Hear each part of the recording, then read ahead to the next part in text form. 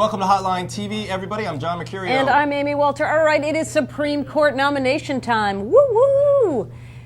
Raise the roof. Raise the right, all right. Supreme Court. Because you know what? Who wants another boring judge on the court? I don't. Right? We need to liven things up and put a real politician on the bench. Let's do it. Here are the style. Hotline nominees. Here are the Hotline nominees for Supreme Court Justice. We know President Obama and his Supreme Court selection team is a big fan of the show, so we assume they're watching this week. Indeed. We're going to run through a few possible candidates and talk about the pros and the cons, mostly the pros, of President Obama choosing them. Let's start with the first one, Amy Walter.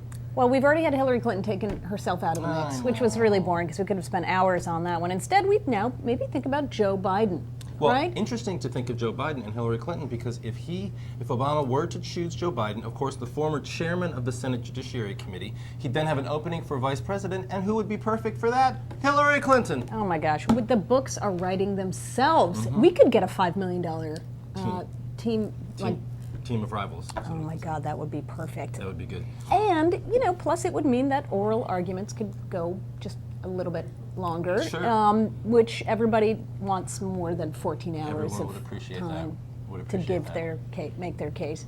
I like that choice. That's probably my favorite choice. All right, how about the next one? Arlen Specter. Again, Also, another person very, very well-versed on the Senate Judiciary Committee. Chairman of the Senate Indeed. Judiciary Committee as a Republican, now a Democrat who actually is talking more and more like a Democrat every day. He's talking about how Democrats need to put up a fight, how Obama needs to put up a liberal nominee, somebody like perhaps himself. Himself, right, because his views have often been liberal. Like Clarence Thomas might be happy to sit next to him, since that was very helpful. It would be somewhat awkward, some not.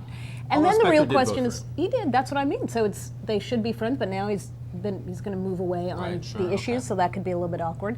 The other thing is, then the Governor Rendell gets to appoint a senator who will probably be in much better shape than Arlen Specter going into the election. In fact, we could see Rendell. Maybe he appoints himself. Interesting. How about that? All right, who's the third? I think the third choice, and this is sort of an unorthodox one. It's probably not on a lot of short lists so far. But I'm just going to put it out there. That's what we're all about here at Hotline TV. Senator John McCain ran against President Obama in 2008. So a lot of hard feelings still left over from that presidential campaign. But why not get John McCain, who's become one of Obama's biggest critics back in the Senate, get him out of the political world, just like he did with Hillary Clinton. Put him on the Supreme Court. That would do some interesting things to the Arizona Senate race, where McCain is now struggling in a primary. It would probably mean J.D. Hayworth would be the likely winner of the GOP nomination, but that would be a good thing for Democrats, for Obama's team. It would be, and now maybe they could actually get a top-tier Democrat to run for the Senate if they knew that indeed they were going to face off against maybe J.D. Janet Napolitano. Interesting. Okay. I love these musical chairs. All right, and finally, remember what a coup it was? Yes. Earlier in Obama's term when he took Utah Governor John Huntsman. Yes. Who was a dark horse candidate, exactly, for president in 2012. Sent him over to China as the ambassador. The latest dark horse candidate talked about a lot. Mitch Daniels, governor of Indiana. We all know how well governors do traditionally for president. Right. Why not put him up there, take him right out of the mix? Interesting. No place more sort of in Siberia than China, except for maybe the Supreme Court in terms of politics. That's a very good idea. Yeah, I mean, certainly, you hear a lot of Republicans talking about how Obama's vulnerable in 2012, that they're going to beat him. The only problem is they don't have a candidate. There's nobody out in the field right now who looks like he could really take on Obama. And people talk about Daniels as the real dark horse in that race. So yeah, getting him off the 2012 landscape would be good news. Although Daniels doesn't really have a law background. He was more of a numbers guy. Didn't he go to law school? He may have. Yeah. I mean, do we need to? Do you need to have gone to law school? I don't believe you do. Right. I don't believe you don't have to have been a judge, a lawyer, or and that's what Obama keeps talking about. Outside the box. Outside the box. This is going to be somebody who can represent the common man against the powerful corporate interests. Mitch Daniels might just be his guy. Yeah, ideologically, this list has some problems, but listen, we're just here for the political advice, all right? Not for all this policy stuff. Take it or leave it. Take it or leave it. To you. All right, but no, seriously, who is your pick, Amy Walter, in this game of SCOTUS, and how big of a battle do you think it's going to be? Two quick questions. I'm no expert on the Supreme Court. Listen.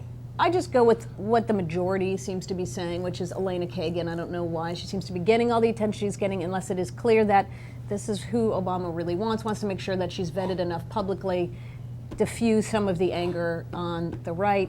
And I don't know how much of a fight it's going to be. Look, the bottom line is this, for all the talk about firing up the base on either side, we all know what this election is going to come down to, and it ain't going to be who the next Supreme Court justice is. Probably not, but I think I think the Republicans look at it as a real chance to motivate their base, even more so than they have. And as you've mentioned, conservatives do a better job of motivating and ginning up excitement based around a Supreme Court nomination.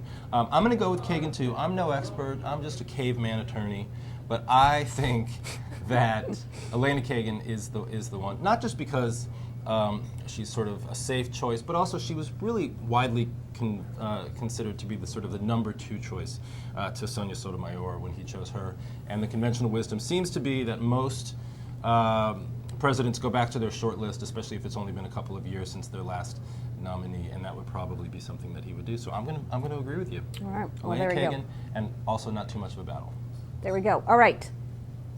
In honor of the return for Glee, that is how we see it. Here at Hotline TV. Until next time, we'll see you on Hotline TV.